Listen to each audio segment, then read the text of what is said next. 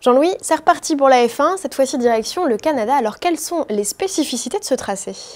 Il y en a plusieurs. Alors déjà, on va éliminer ce qui ne sert pas à grand-chose, c'est-à-dire les pneus. Oui, ça sert bien entendu, mais vraiment, c'est pas grave. L'asphalte n'est pas abrasif et c'est pour ça qu'on aura les mêmes qualités de gomme qu'à Monaco, à savoir tendre et super tendre. Ça, c'est la première chose. La deuxième chose, dans les nouveautés, il y a un nouveau package aérodynamique.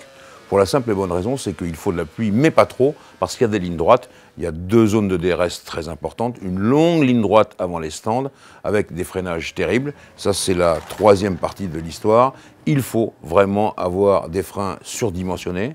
Et qui dit circuit d'accélération-freinage va naturellement faciliter la puissance des moteurs. Et c'est pour ça qu'on peut se demander si, dans un premier temps, tous les moteurs Mercedes ne seront pas devant. Ça, c'est la vraie spécificité du Canada. Je vais ajouter le dernier point, qui est ce que j'appelle le mur du Québec. C'était inscrit avant le mur du Québec, c'est la chicane juste avant les stands, où nombre de pilotes ont vu leurs rêves ou leurs espoirs s'évanouir complètement, en dehors du fait que le Canada, c'est très difficile pour travailler, parce que le circuit est dans une île. Par exemple, tout ce qui est télévision s'est installé à plus d'1 kilomètre des stands, il faut des petites voitures. Mais en revanche, c'est une ambiance dans Montréal qui découvre le beau temps, qui découvre la F1 à nouveau, et tout ça, c'est très sympathique.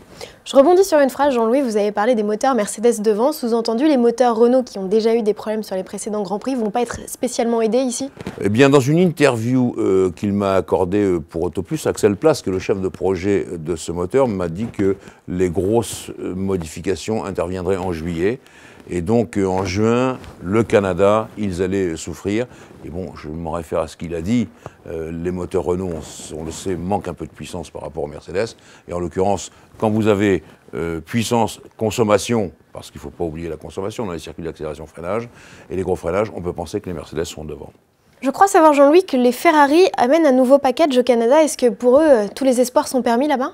Alors, ce nouveau package, c'est peut-être l'aérodynamique. Je le disais, un package moyen, il faut du médium, c'est-à-dire pas beaucoup d'appui, il en faut quand même un peu. Mais en tout cas, je me réfère là à ce que nous a dit Luca Di Montezemolo au Grand Prix d'Espagne. Au Canada, nous aurons une nouvelle Ferrari. Il y aura peut-être quelque chose du côté des moteurs, puisque même si les règlements sont gelés pour les moteurs, on peut toujours demander, avec l'approbation des motoristes rivaux, des modifications sur les moteurs. Peut-être que ce sera ça. En tout cas, je croise les doigts à la fois pour Kimi Räikkönen et pour Fernando Alonso. Peut-être que là, ils pourront s'exprimer un peu mieux. Du côté de chez McLaren, Eric Boulier dit qu'il pense être très compétitif au Canada, capitalisant un peu sur les bons résultats de Monaco. Est-ce que c'est à leur portée?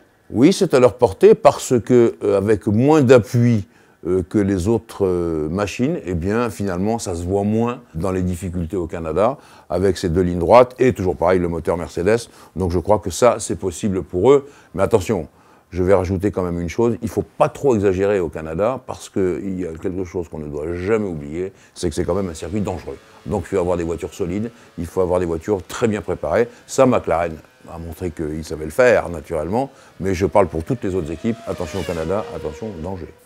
Sébastien Vettel a toujours été l'homme fort ces derniers temps sur le circuit canadien. Est-ce que vous pensez que cette année, il en a les moyens? Je ne crois pas, parce qu'on a parlé du moteur Renault. Alors, bon, tout peut arriver en F1, tout le monde le sait, ça c'est vrai. Mais ce que je crois, c'est que le châssis n'est pas vraiment mis en exergue au Canada. Je le répète, ce sont la puissance moteur et les freins qui sont mis en exergue, et naturellement la consommation. Et donc, je crains que pour Renault, ce soit plus difficile que d'habitude. Donc pour Vettel, plus difficile que d'habitude. Vettel qui est un peu chat noir, hein, on le sait depuis le début de la saison, par rapport à Ricciardo. Terminons, Jean-Louis, cet entretien avec Lewis Hamilton, Nico Rosberg, la polémique qui a l'air de s'être tue, on va dire. Est-ce que voilà, la relation entre les deux pilotes va mieux? Écoutez, alors, de la même façon, j'avais dit qu'à Monaco, seul Rosberg savait s'il l'avait fait exprès ou pas, puisque ni la FIA, ni Mercedes, ni Derek Warwick, le pilote Marshall, le driver Marshall, avait observé les choses, avait dit qu'il n'y avait rien, aucune suspicion possible. Bon, je pense que pour ce qui concerne Lewis Hamilton cette fois, lui seul sait s'il a déclenché une polémique pour déstabiliser Rosberg ou s'il est vraiment en colère. Et la deuxième chose, il y a Mercedes qui a certainement dit quelque chose là-dessus à ce propos. On n'est pas encore dans le secret, on le saura un jour. Mais ce qui est vrai pour les deux pilotes, je le répète et c'est important, Mercedes ne se laissera pas faire. Mercedes veut un championnat complètement clean et n'hésitera pas à faire intervenir, comme ce fut le cas à Monaco, le grand patron, pour dire stop, on court d'abord pour l'équipe avant de courir de façon individuelle. Donc je pense que l'âge de guerre est enterré. Lewis Hamilton a publié sur son compte Twitter une très jolie photo de tous les deux, Nico et lui, quand ils faisaient du kart et qu'ils faisaient jouer, à faire un peu de cirque également.